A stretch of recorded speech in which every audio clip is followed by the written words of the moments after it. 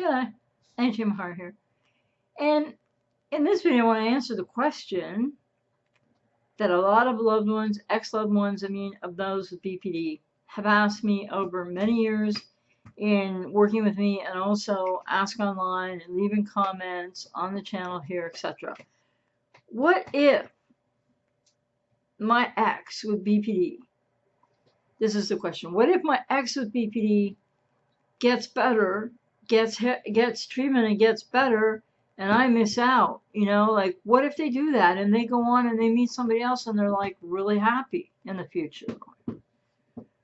So if you've ever asked yourself that question, if you've been ghosted by a borderline, if you had the relationship rupture, it was like, very difficult after a while, right? And then there were these the splitting cycles, etc., and all the usual, not usual, but common reported difficulties in the relationship. And now you're really hurting because your relationship just ended, recently ended, maybe ended over a year or more ago, but you're still really having a hard time. And some people longer than that. And so you're wondering, well, what if? And you're having a really hard time, and you're in a lot of pain. And this question, what if my borderline ex gets better?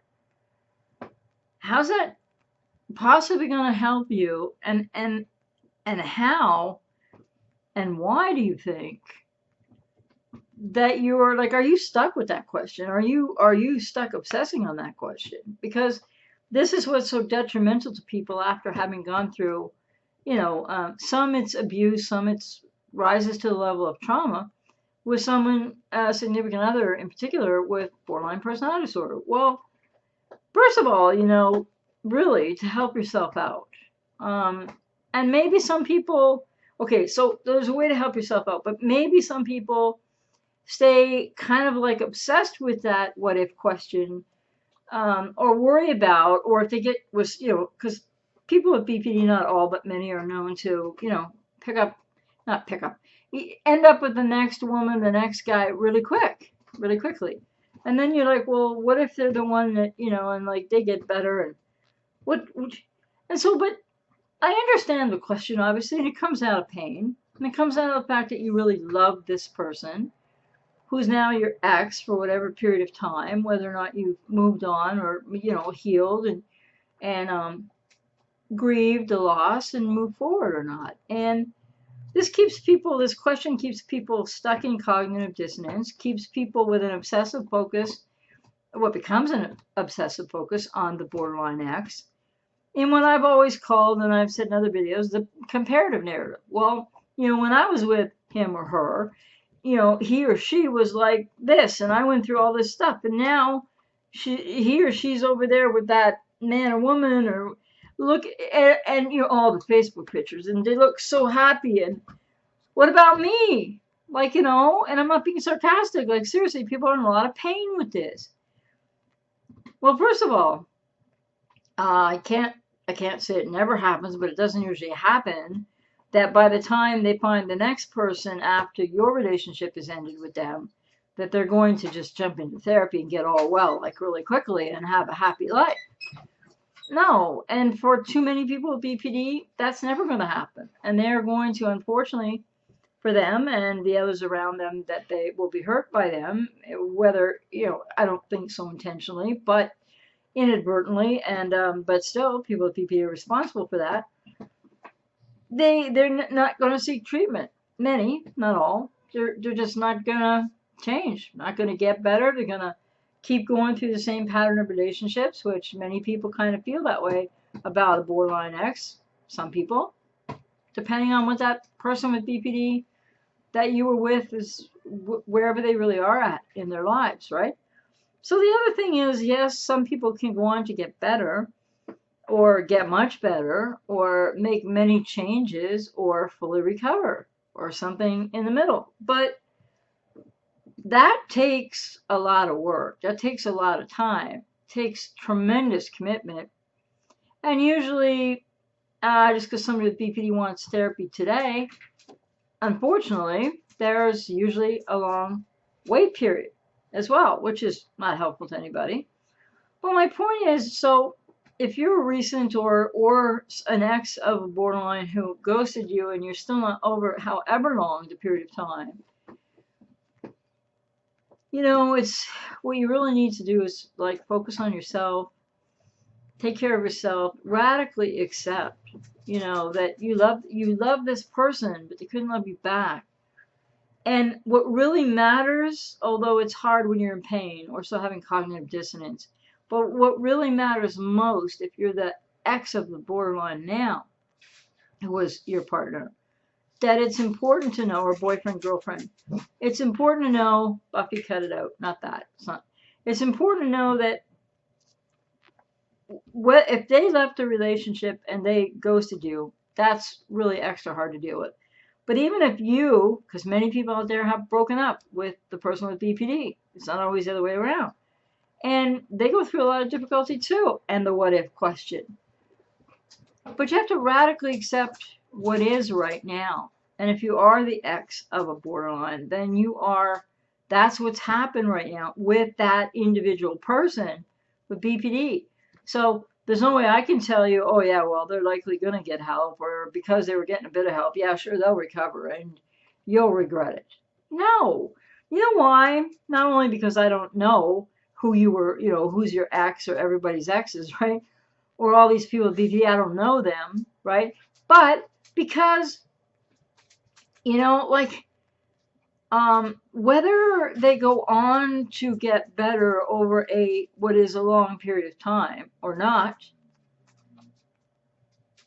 you need to radically accept, grieve, process, maybe work with someone to heal, to understand all what happened, and to know how you cannot get into that situation again. Not saying it's your fault or anything, but how you can really cluster B proof yourself. And focus on yourself and focus on how you're going to get through the pain that you're in right now and or the cognitive dissonance. And what about making your life, like focusing on your healing journey and then focusing on where you need to go in your life so you can be happy. And then here's the thing that people don't know right now when they're asking, well, what if my borderline ex gets better? What if they're like happier with someone else? And the feeling isn't like I missed the boat, right? Well, no, you were in that boat and it sunk, okay? And that's who they are now, or were recently, or a year or two ago, or still probably are right now, give or take, right? For lots, unfortunately, still probably exactly the same. So the thing is,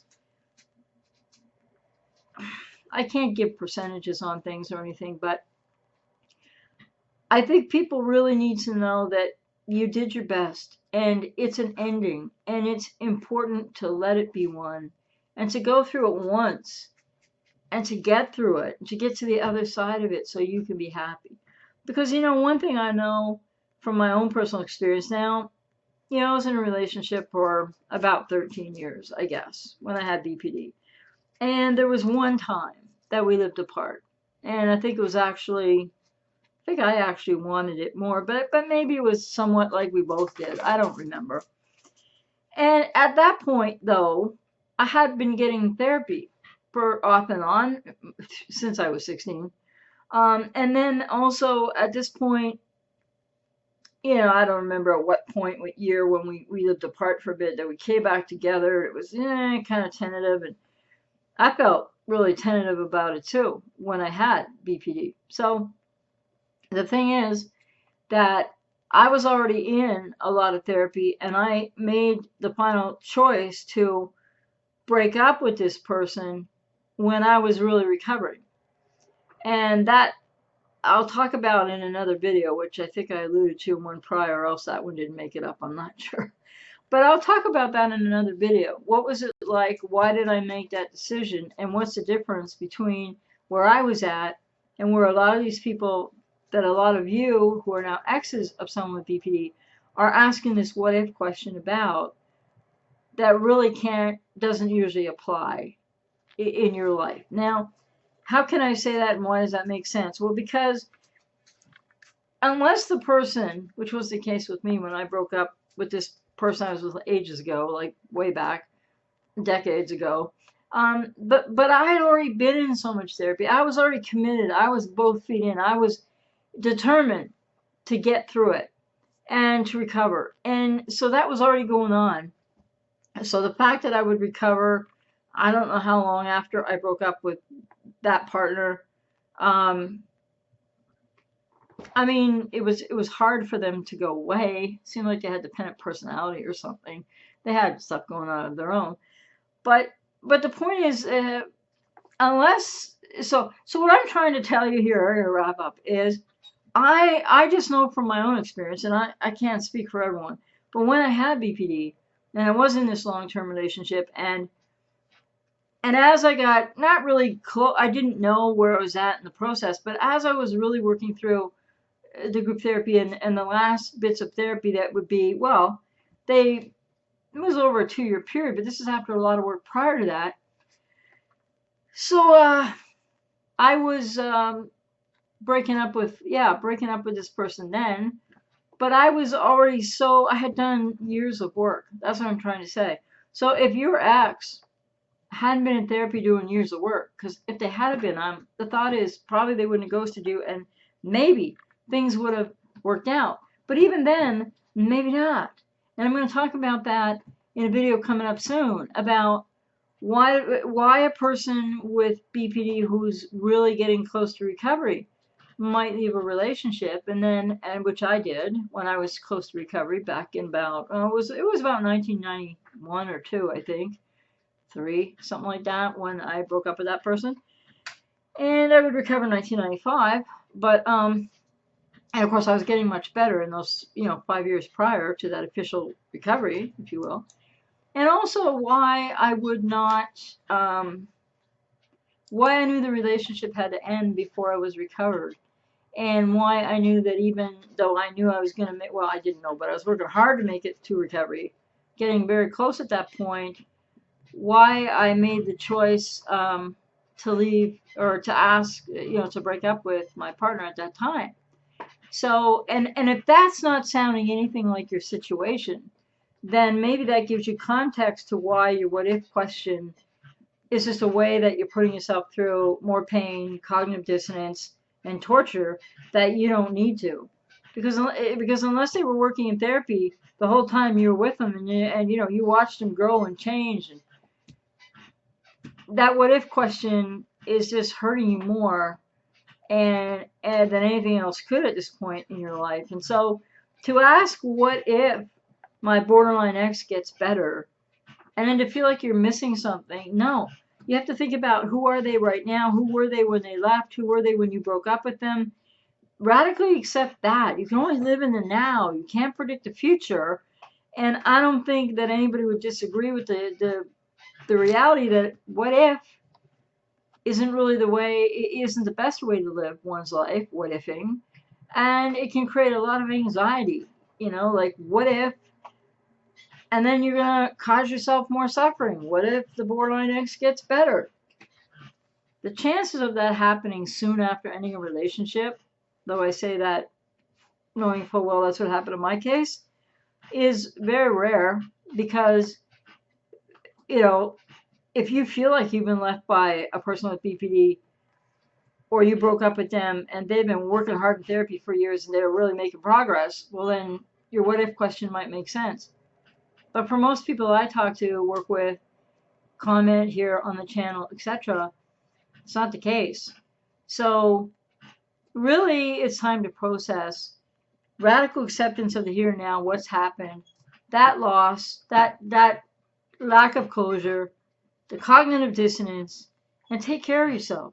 Because then the good news is, when you do that and you get through your healing and you learn, how to cluster B proof yourself and all of that, even if they ended up happy down the road, I don't think you'd care. Just like I know that ex of mine from way back doesn't care. And by the way, just a little side note, teaser for the next video maybe. I don't know if it's going to come in a row, it's right after this one. But oh no, I shouldn't smile when I say this. That ex of mine, many years ago, like early 90s, I broke up with her. She went on to Yeah, get involved in a relationship real quick, quicker than I would, and which was fine, but with another borderline. So, you know, you don't want to be doing that now, do you? So the what if question is not your best route. You know, it leads to obsessive thinking about your ex. It leads to more cognitive dissonance and more pain and more self-doubt, and you need to focus on yourself. Radically accept what's happened. It's very difficult. That's why I work with so many clients who've been through this, who are going through this, who need support and help, and also to maybe look at themselves around how did they get in the relationship, not to be, you know, but what about yourself? Can you change? Do you need to change something? Do you need cluster B proofing? Rather than spending your time on what if the borderline X gets better, because that's not a now, that's not a here and now thing, right? And nobody with BPD is gonna like be not in treatment, ghosting you, cycling around, splitting cycles, etc.